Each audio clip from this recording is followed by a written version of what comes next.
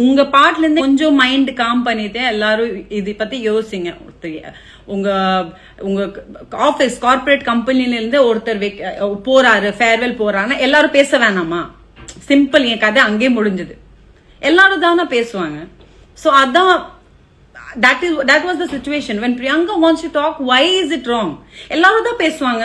ஏன் குரேஷி பேச மாட்டானா? யாரோ எலிமினேட் ஆனா புகழுக்கே கேட்க மாட்டாங்களா? புகழ் எப்படி ஃபீல் ஆகுது, உன்னோட குக் போகுது or something எல்லாருக்கும் தான் கேட்பாங்க.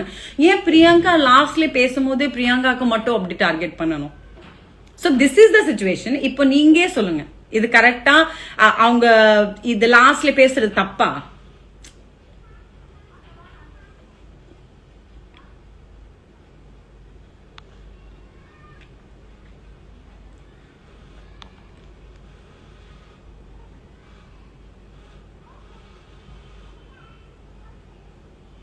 ஓகே, இது சிம்பிளான விஷயங்க. இப்போ இது கேக்குறாங்க தட் ஏன் எல்லாரும் முன்னாடி சாரி சொன்னாங்க அப்படி சொல்லிட்டு. இங்க பாருங்க, அவங்க சொன்னதும் எல்லாரும் முன்னாடி தான், சரிங்களா? சாரி யாருமே இந்த மாதிரி எனக்கு ஸ்டேஜ்ல வந்துட்டு சாரி கேளு அப்படி சொல்லிட்டு யாருமே அப்படி ஃபோர்ஸ் பண்ணல. ரெண்டு பேரும் ஒரு பேசுற விஷயம் தான், பேசிட்டு தீர்த்துக்கலாம். ஆனா ஒன் பர்சன் இஸ் லிட்டில் என்ன சொல்றது, இல்ல என்னால எல்லாரும் முன்னாடி நான் இன்சல்ட் பண்ண முடியும். ஆனா எல்லாரும் முன்னாடி நான் ஓகே சரி விட்டுடா, நம்ம பேசிட்டோம், இது முடிஞ்ச கதை அப்படி சொல்ல கூட நம்ம முன்னாடி வர முடியும்னா என்ன சொல்லுவீங்க நீங்க அதுக்கு?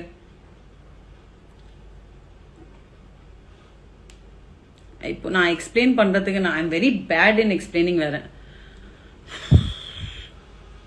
Okay, somebody is saying